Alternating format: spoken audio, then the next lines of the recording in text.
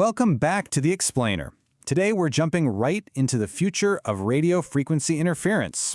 The airwaves are getting more crowded by the second, so we're going to break down what's coming, and more importantly, how you can actually get ahead of the game. All right, let's get into it. This explainer is built on part 15 of a super detailed report from RFI detectives. And for us wireless professionals, this chapter is all about one thing: getting ready for what the RF environment is going to look like tomorrow. So, here's our game plan. We'll start with the challenge itself. Then we'll get into the cool new tech that's here to help.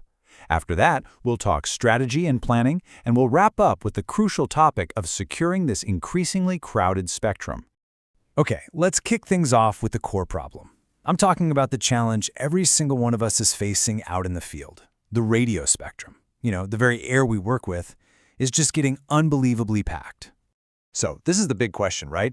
With how complex the wireless world is getting, and it's happening exponentially, are the tools and methods we've been using for years even going to cut it? Honestly, probably not. And here's the why behind it all. It's not just one thing, it's a total perfect storm. You've got this flood of new phones and tablets, an explosion of smart everything in our homes, and then you add a massive expansion of sensors in factories and hospitals, and they're all fighting for the same unlicensed ISM bands. Now, you might be thinking, hey, what about Wi-Fi 6E? Doesn't that open up a whole new 6 gigahertz band? And yeah, it does, but that's not the whole picture. Think of it like adding a new lane to a highway that's already in total gridlock. It helps a bit, but the fundamental problem, the sheer density of signals, is only getting worse. Okay, so that's the problem. The good news? The tech is evolving right there with it. We're talking about a whole new toolkit to help us manage this noisy new world. First up, let's talk about beamforming. The easiest way to think about it is like a spotlight for your Wi-Fi. Instead of just blasting the signal out in every direction and wasting energy, it creates this focused beam aimed directly at a user's device. Not only does this make their connection way better, but it actively tunes out interference from other directions. It's brilliant. Next, we have Dynamic Spectrum Access, or DSA. This is a real game changer. It's like your network has a smart GPS for data that's always scanning the airwaves. It finds the clearest, fastest routes and can instantly reroute traffic to avoid RF traffic jams, sometimes before they even form. And the engine that drives DSA is the cognitive radio. It's so cool how it works. It's in this constant loop: sense, identify, adapt. It's always listening to the environment, figuring out what's busy and what's free, and then adapting on the fly. This isn't about just dealing with interference, it's about actively dodging it altogether. But look, as amazing as these new technologies are, they're not a silver bullet. The human element, that's you, the technician, and the strategy from your organization, that's becoming more important than ever.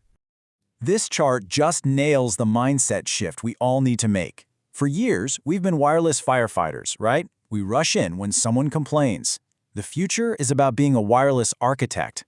It's about constant monitoring, spotting problems before users ever do, and thinking about the entire life cycle of the network, not just putting out fires. And what that really boils down to is this: your expertise is your single most valuable tool, period. These new technologies are powerful, but they demand new skills. So keeping sharp with continuous training isn't just a good idea, it's the only way to stay ahead of the curve. This thinking has to change how you choose your equipment too. It's not just about who has the fastest speeds anymore. You've got to ask the hard questions. Does this gear have smart mitigation built right in? What's their tech support really like? Can it give me the data I need? You're not just buying an access point, you're choosing a partner to help you win in this noisy environment. All right, let's move to our final point, and it's a big one.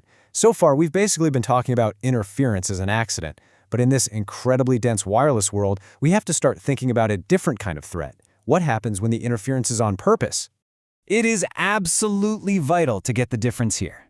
Accidental interference, from the office next door or a leaky microwave, that's a problem you solve with good planning.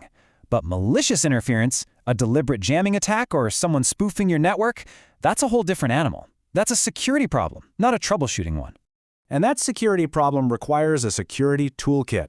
We're talking about systems that can spot weird behavior in the RF environment, using things like spread spectrum communications that are way harder to jam, and of course, rock-solid encryption and authentication to make sure you know exactly who is on your network.